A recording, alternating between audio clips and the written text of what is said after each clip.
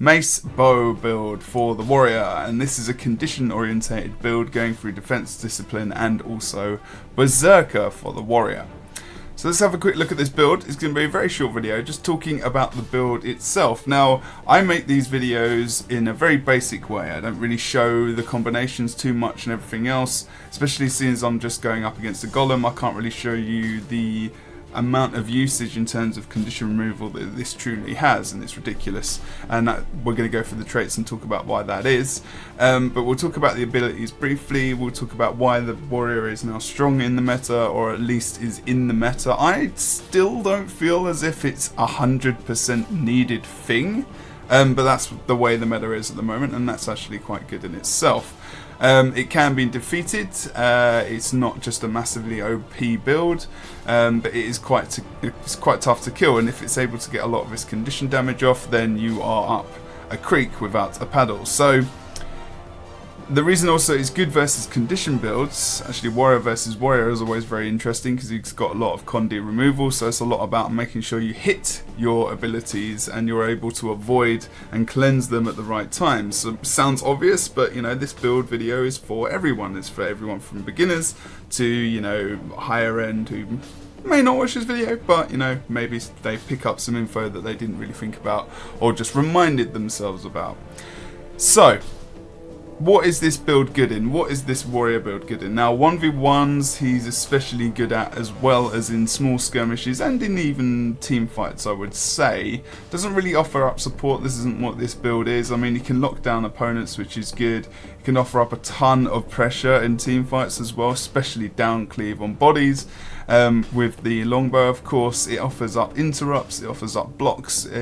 It's not as mobile as a sword per se as well, so you could go for a sword if you wanted to, but you know, the mace still offers up a lot of damage in terms of conditions, has a block, and is, you know, preferred as well at the moment. It's actually just preferred to the sword because it's good, you know, got more offensive capability as well in terms of conditions and whatnot. So let's go through the build first. Actually, we'll go through weapon skills first so you can actually see what I'm talking about. So the mace smash, you see, does first it's a smash, then it's a bash, and then you inflict weakness, of course, as well. It does cleave, so it's 3 targets, not just 1, so you can actually cleave to up to 3 targets there as well. Now counter blow is good because it's a block, and you can see obviously with the adrenaline rush there you're able to gain some adrenaline, which is always good. And you can see in blue it says reflect missiles, which is actually through the trait line, so we'll talk about that in a moment as well. Obviously you only gain adrenaline if you're not attacked there. Pommel smash, so daze is always good to, you know, combo up your other abilities or combo up your teammates' abilities as well. And then you've also got a stun, and your shield bash, because it's a travel through the traits, you do remove immobilize as well. Now that is also a combo finisher leap, which also can combo up well with combo fields. And then you've got shield stance, which obviously it blocks attacks for 3 seconds, which is very strong indeed, especially if you are up against like a power damage class, something like, you know, a revenant or an engineer scrapper, and obviously reflecting missiles, as it's in the traits. So we know the longbow quite well. Obviously pin down is quite a strong ability, you mobilise, and we've got the bleeding there as well. We've got the blindness coming from the smouldering ammo, as well as the projectile finisher, of course, because of the arrow. Obviously arcing arrow, very, very good for a combo blast finisher, especially when you're coming up in berserk mode and you're able to get the massive fields up and you're going to grab yourself some might. Fire spread, obviously this ability you want to use as close quarters as possible, because obviously if I'm here I'm going to be able to hit them with all 3 of those arrows, whereas if I'm far away I'm not always going to be able to hit exactly what I need to. Let's have a look here. You know, 1 compared to 3 stacks of burning straight up in the middle there. So you want to try and be as close as you can when you get that ability off. Obviously if you can't and you need some extra pressure, but you know, I would really save that for close quarters. Obviously the first one, that's your arrow as well. And then we've got the utility. So obviously healing signet just regenerates your health when you don't use it. If you do use it, you gain resistance, which in a situation where you've got a ton of conditions and you may be even quite high HP, you could probably use that if you feel that that's going to actually, you know, that you've got no removal maybe, but a lot of people, this gets used as a last resort. Use it very selectively. Choose your timing on that one well, because, you know, I mean, higher end players might have different advice about that, but I barely ever use it, and when I do, it's when I'm really up a creek again, and I'm trying not to swear. Shattering blow there, so shatter a rock to gain, you gain adrenaline, and actually this is it's a good block, and it gains stability as well. And actually, because you gain stability, it contradicts or counters the stun which comes out from yourself on headbutt, because if I use headbutt on this target, I will get stunned. You can see here, stun myself. But obviously if I've got stability, I can't be stunned, and then I can use that in coordination with headbutt. So if you're going to use headbutt, you want to use this with that. So, you know, the cooldown's not too far off, 15 seconds, 20 seconds. You know, if you've got that combination up, more often than not, people are going to use that, because you don't want to get stunned in a team fight or in even a 1v1 for too long. But, you know, let's have a look here. I don't actually want to use that against the target, but hey ho. So, you know, I've got stability like you just saw as well, and the stability still is for 2 seconds, so you've still got 2 seconds to use that, of course, as well. Unless you got stability elsewhere, you know, and you're not in the 1v1, you could obviously use that. It does remove immobilize as well, because it's a travel effect through the actual trait line, so we'll have to have a look at that in a moment.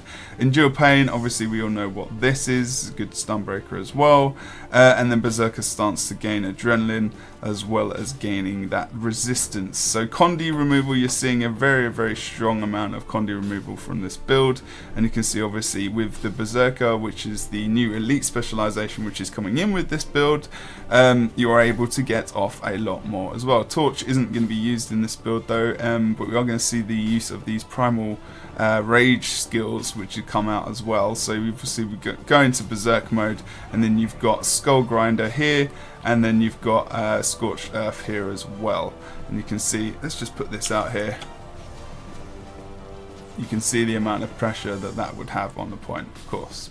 And then you blast it and you get your might and whatnot as well, but you all know that through combo fields. I'm going to have to do a combo field video in the future for sure. So, let's go through the traits. Actually, let's go through the equipment first. We've got longbow, we've got mace, shield. Now, there's a lot, obviously, as per usual, there's a lot of different usage of sigils and whatnot.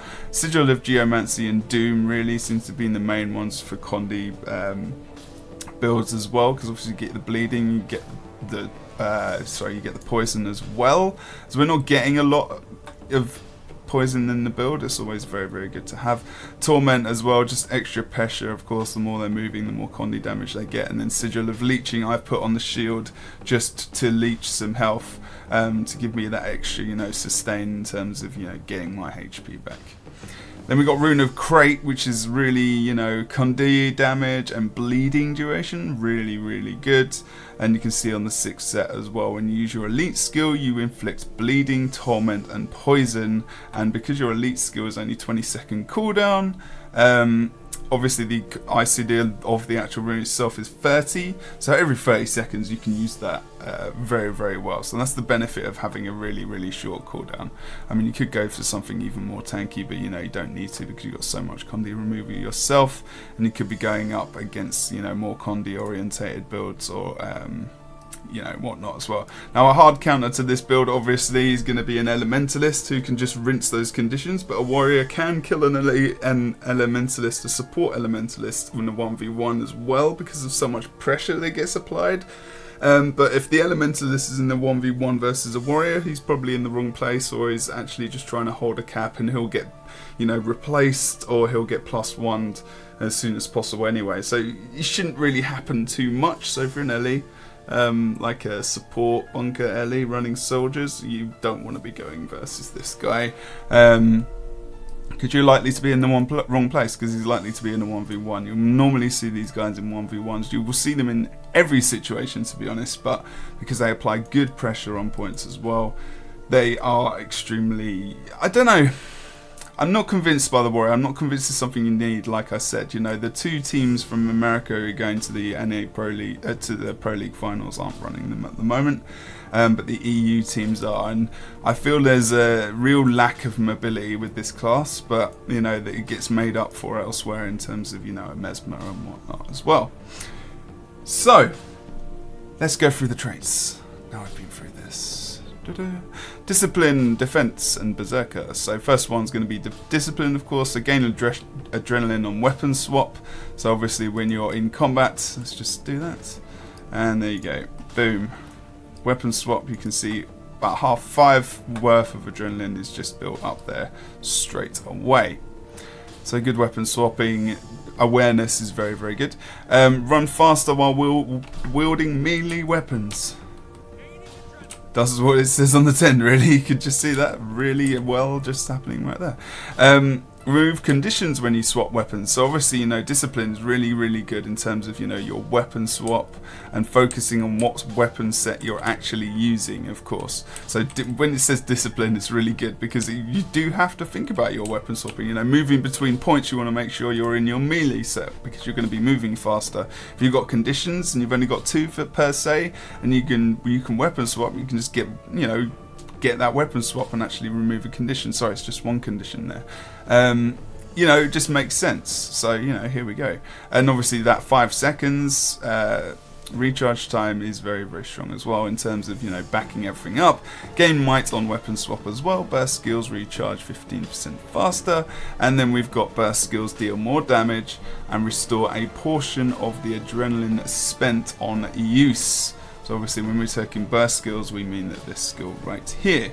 So on your on your F1, it's my shift one there actually. Defense. Let's go through defense. Gain toughness while your health is above the threshold. Don't really need to say anything more about that. So that's 75% obviously. Shield master. So reflects missiles whenever you are blocking. Gain might when you block an attack. Shield skills recharge faster. Now, obviously, as I said, that trait really is just, yeah, it does say block when you're blocking, so, but it's, you know, it's a shield master, you know, I guess it doesn't matter too much, but counter blow reflects those projectiles as well as your block coming out from your shield stance there as well, so obviously you'll be able to block those projectiles. Good stuff, and gain some might as well. Adrenal health, gain health based on adrenaline spent, so obviously you are able to get quite a considerable amount of heal when you're actually spending your adrenaline, which is very nice as well. Again, in terms of your sustain, it's ridiculous because you can just gain, you can be very sustained, and you've got to watch your adrenaline bar when you spend it and try and, you know, hold out for as long as you can, because, you know, your life may depend on it. So if you spend your adrenaline with 1 bar compared to 3, you're going to get less healing, which obviously makes sense.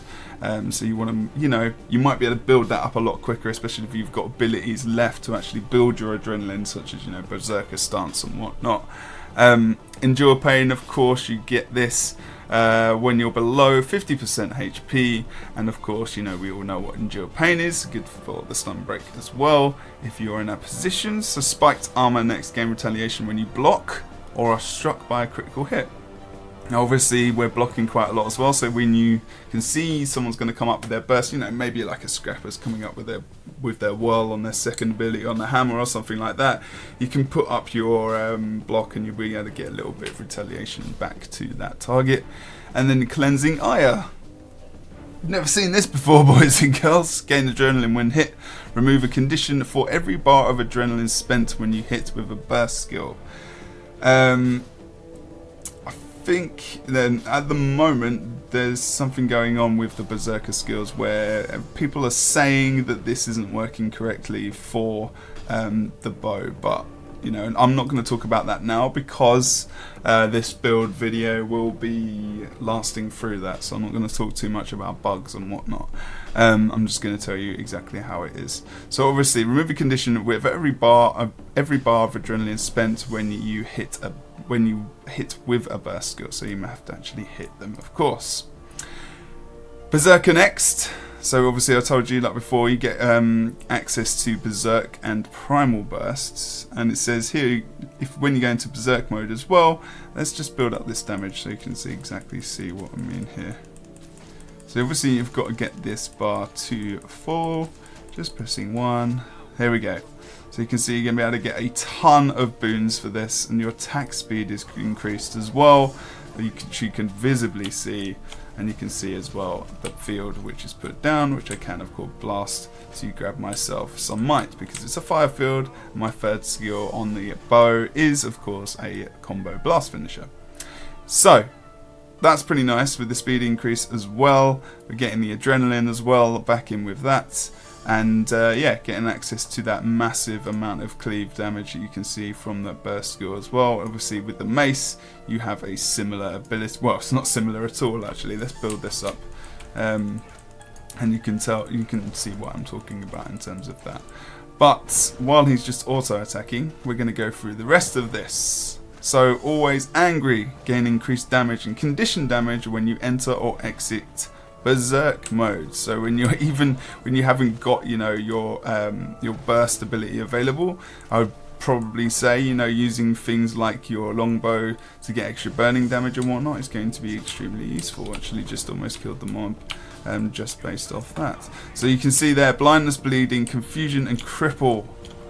That is a big old Condi burst right there, especially with the blind as well, which is really nice addition to that. With the weakness, like applying that weakness to the target when you can is also very strong for your mace. So you want to try and have weakness on your target when you've got, especially when you've got good access to it, to build up with the condition damage, because your Condi damage is just going to be increased through the weakness put on your target, and also just through the trait lines of course as well.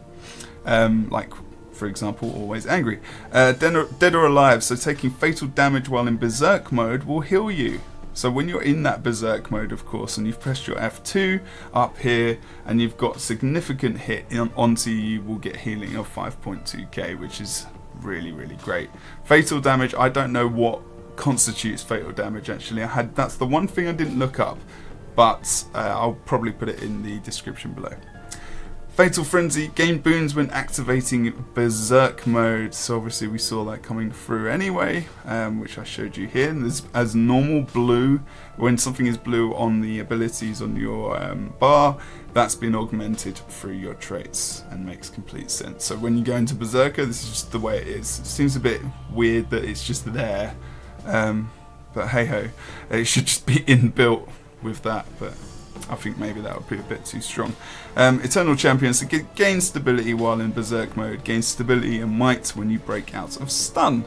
So when you're breaking out of stun, you've got some significant amount of stun breakers here that we have seen. So when you break out of stun, you're going to absolutely be able to grab yourself that stability and might, as well as just having stability in Berserk mode. So even when you want to try and get a legitimate full-on stomp, you will be able to get it if you're in Berserk mode, more than likely, and you've got stability elsewhere that you can get. So this build is very strong in terms of sustainability, in terms of just staying upright on your feet, removal of conditions. It's kind of fun to play. It's not my favorite build in the world, but as a warrior, as people, the survivability has been increased significantly to the point where it can be quite strong in PvP. It's got an immense amount of pressure. It can deal with condition damage very well as well, through resistance, good cleansing through like cleansing ire, for example. And the bug that was mentioned apparently is Scorched Earth, which is removing more conditions than it's supposed to. But there's still some people are saying that isn't broken, which I'm not too sure about, but we have to wait and see. But yeah, I mean, again, there's different variations you could go for in terms of your sigil choices. You could try other things other than Wanderers, but Wanderers is really useful for the toughness. Something else with vitality isn't going to defeat some of that damage that's coming into you as well. In vitality is just, you know, a little bit of a cushion rather than, you know, a mitigation of damage, I suppose it could be called, through toughness or whatever you want to call it. But yeah, I mean, I hope this build was useful for you. Obviously, Warrior is the weaker of my casters. I understand as a caster what this build is doing in PvP and what its aims are and where it's supposed to be and what it's supposed to do.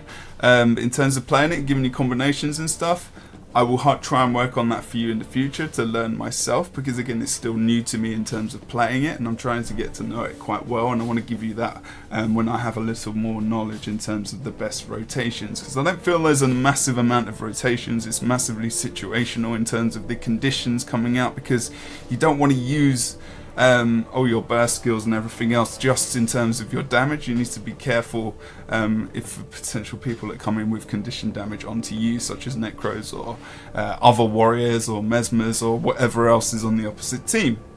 So I hope there was a little bit more in depth than maybe you thought it was going to be. Let me know in the comments below if you thought this was not a very good build video, and let me know if you thought it was. Otherwise, I've been Jebro, and I will see you in another video. Hey everyone, this is Jebro, and today I'm going to be talking about the build I'm playing in the ranked season 2 of Guild Wars 2 PvP. So if you're actually looking at my video and you're thinking, what's he talking about? I'm talking about this, PvP League Season 2. If you go to the double swords, of course, and you can compete in ranked arena, unranked, and of course you can go to check out where you are in your league. And in this